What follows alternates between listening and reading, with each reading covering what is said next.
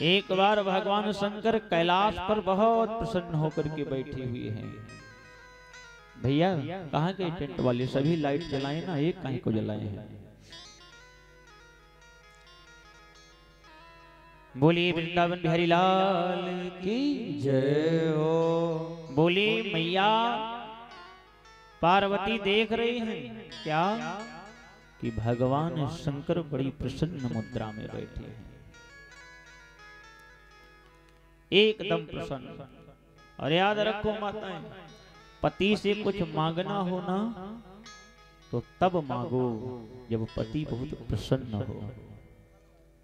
धूप में पसीने से तरबतर घर पर पहुंचे और पत्नी बोले कि 1000 रुपया चाहिए, तो बताइए मिलेगा? इसलिए जब पत्नी पति से मांगे तो मांगने से पहले पति के भाव का जांच परख जरूर कर ले कि किस मूड में है। अगर प्रसन्न होंगे तो जरूर मिलेगा, और अगर प्रसन्न नहीं होंगे तो कुछ मिलने वाला नहीं है सिवाय डांट के। लेकिन बाबा कहते हैं कि पार्वती मैया ने देखा, पार्वती भल अवसर जानी, ओ पार्वती भल अवसर जाने। पार्वती भल, पार्वती भल, पार्वती भल अवसर जाने।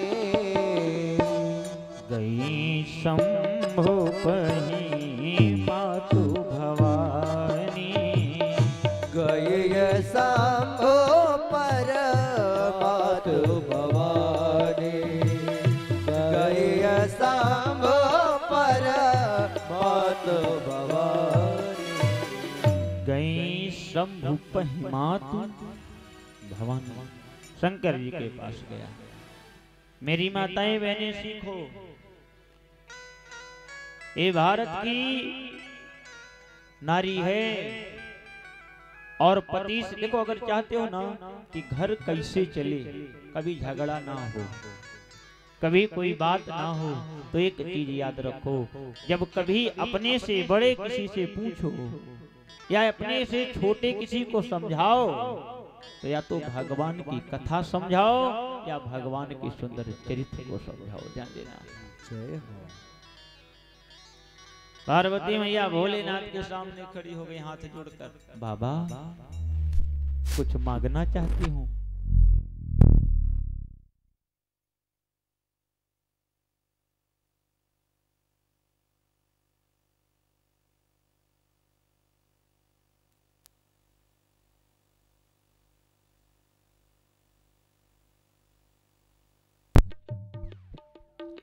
बोली वृंदावन बिहारी लाल की जय हो।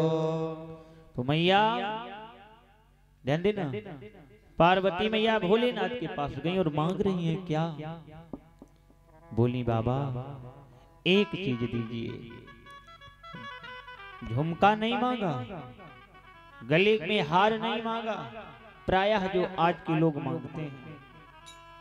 मैया पार्वती मांग रही हैं तो क्या मांग रही हैं? पूछे हूँ रघुपति कथा प्रसंगा, सकल लोक जग पावनी गंगा।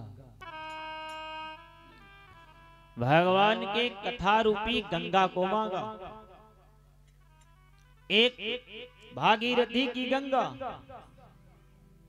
ध्यान देना, और एक भागवती गंगा। भागीरथी की गंगा नहीं मांगा। और शंकर जी ऐसे हैं इनके पास दोनों गंगा है। एक भागीरथी गंगा सर पर बैठी हुई है और एक भागवती गंगा हृदय में बैठी हुई है। ध्यान दीजिएगा। तो बोली सर की गंगा को क्यों नहीं मांगा? भाव सीधा सा है। कहा जो सर की गंगा होगी ये ऊंचाई पर होगी और कहा विचारों से बहने वाली होगी, और जो हृदय की गंगा होगी ये सबसे नीचे होगी, हृदय रूपी घट में रुकने वाली गंगा होगी। भोले बाबा मुझे राम जी की कथा सुनाइए। शंकर जी ने कहा, देवी किससे कथा सुनना चाहती हो? अपने पति से। बोली नहीं, मैं पति से कथा नहीं सुनना चाहती। बोले फिर किससे कथा सुनना चाहती हो? कहा मैं जगत पति की कथा, जगत के पति के मुख से सुनना चाहती हूँ। विश्वनाथ ममनाथ मुरारी त्रिभुवन महिमा विदित तुम्हारी। कहा मैं जगत पति की कथा अपने पति के मुख से नहीं बल्कि जगत पति के मुख से सुनना चाहती हूँ। क्यों? कहा इसलिए क्योंकि जब जगत पति का चरित्र जगत में जगत पति के मुख से निकलेगा तो वो जगत के कल्याण के लिए ही निकलेगा। मेरे प्यारे, जगत के कल्याण के लिए ही निकलेगा। कौन सी कथा? अब ध्यान दीजिएगा, भाव करती हुए कह रही हैं कि प्रथम सुकारण कहूँ विचारी, कारण कहूँ विचारी। प्रथम सुकारण कहूँ विचारी। प्रथम सुकारण कहूँ विचारी। प्रथम सुकारण कहूँ विचारी। प्रथम सुकारण कहूँ विचारी। निर्गुण ब्रह्म सगुण बपुधारी। निर्गुण ब्रह्म सगुण बपुधारी। निर्गुण ब्रह्म सगुण बपुधारी। निर्गुण ब्रह्म सगुण बपुधारी। प्रथम सुकारण कहूँ विचारी। बोले निर्गुण ब्रह्म सगुण बपुधारी। पुनि प्रभु कहूँ राम अवतारा। बाल चरित पुनि कहूँ।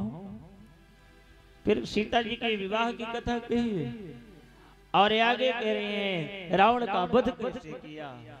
अब बहुरी कहूँ करुणा यतन कीन जो अचरज राम। प्रजा सहित रघुवंश मन किम गौने निज। भगवान कैसे अपने धरा को छोड़ करके अपने धाम को गए। अब शंकर जी ने कहा, देवी वैसे तो कथाएं बहुत हैं भगवान की, हरि अनंत हरि कथा अनंत, लेकिन अब अनंत कथाओं को ना कह करके मैं मुख्य मुख्य जो कारण है उसको तुम्हारे सामने रख रहा हूँ। द्वारपाल हरि के प्रिय दो, जय और विजय जान सब। जय विजय की सुंदर कथा कही। आगे वही जय और विजय दूसरे जन्म में जब मरे तो हिरण्याक्ष और हिरण्यकश्यप हुए। इनको भगवान ने एक बारह का रूप धारण करके उद्धार किया और दूसरा भगवान ने प्रहलाद को बचाने के लिए नरसिंह का रूप धारण करके हिरण्यकश्यप का उद्धार किया, जो आपने कथा के माध्यम से अभी सुना। उसके आगे की कथा कहते हैं कि देवी तीसरा जो कारण भगवान के जन्म का हुआ उसका सबसे प्रधान कारण हुआ नारद श्राप दिने एक बारा। नारद श्राप दिन एक बारा। नारद श्राप दिन एक बारा। कल्पे ही लगी अवतारा। लपेटे लेगी अवतारा। गिरजा चकित भई सुनि बानी नारद विष्णु भगति पुण्य ज्ञानी। नारद विष्णु भगत पुण्य ज्ञानी। नारद विष्णु भगत पुण्य ज्ञानी। कारण कवन श्राप मुनि दीन्हा काय अपराध रमापति कीन्हा। काय अपराध रमापति कीन्हा। काय अपराध रमापति कीन्हा। यह प्रसंग मोहि कहूँ मुरारे। हो यहाँ प्रसंग मुनि हो, यहाँ प्रसंग मुनि कहो मुरारे। मुनि मन मोह आचरज भारे। मुनि मन मोह आचरज भारे। बोले एक बार नारद जी ने श्राप दिया। अब तो नारद बाबा अरे मैया पूछती हैं नारद जी ने श्राप दिया? जिनके हाथों में बीड़ा भगवान की दी हुई है और जिनकी वाणी भगवान के नाम का जाप कर रही थी, उदत्ताम इमाम बीड़ाम सर्वब्रह्मभूषितम, जिसके हाथों में भगवान की दी हुई बीड़ा हो और जिसके वाणी में भगवान का सुंदर नाम हो, ओ भगवान को श्राप नारद जी ने दिया। क्या कारण रहा? हे करुणा निधान, आप उस कथा को कृपया विस्तार पूर्वक सुनाइए। और तब श्री भोले बाबा मैया पार्वती को श्री नारद जी के चरित्र को सुनाया। कहा देवी एक बार की बात है, नारद जी घूम रहे थे तलहटी में हिमालय की। वहां एक सुंदर गुफा दिखाई दी और उस गुफा को देखकर नारद जी को ध्यान समाधि लगाने का विचार हुआ। और जब ध्यान और समाधि लगाने का विचार हुआ नारद जी का, आज के पहले कहीं उठते नहीं थे, श्राप था दक्ष का, लेकिन आज जो बैठे हैं तो फिर उठ ही नहीं रहे हैं। मुनि गति देख सुरेश डराना और काम ही बोल की न सन। काए काम, मेरा एक काम कर दे।